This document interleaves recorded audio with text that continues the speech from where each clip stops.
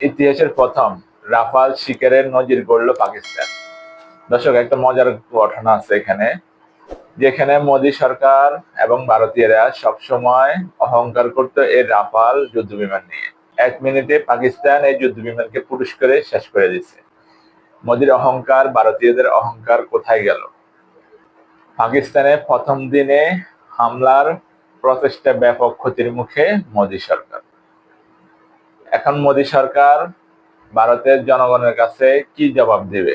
এতদিন থেকে মোদী সরকার বলছিল সে অনেক প্রভাবশালী নেতা, এশিয়া মহাদেশে আমাদের বাংলাদেশকে ভয় দেখাইতো, পাকিস্তানকে ভয় দেখাইতো। এখন পাকিস্তান তো উচিত জবাব দিয়ে দিছে ভারতকে।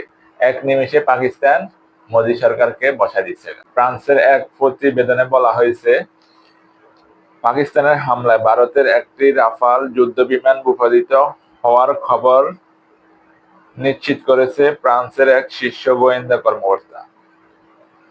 মোদি এই যুদ্ধ বিমানটা কিনেছে ফ্রান্স থেকে। ফ্রান্সও ওই সময় তাদের ব্যবসার জন্য পুরো বিশ্বে ছড়িয়ে দিছে এই যুদ্ধ বিমান নাকি সবচাইতে উন্নত প্রযুক্তিতে তৈরি এবং কি সবচাইতে ভালো। এখন উন্নতি প্রযুক্তি যাইয়ে ধরা খাইছে পাকিস্তানের কাছে। পাকিস্তানে উন্নতি প্রযুক্তিতে 1 নিমেষে শেষ করে দিচ্ছে।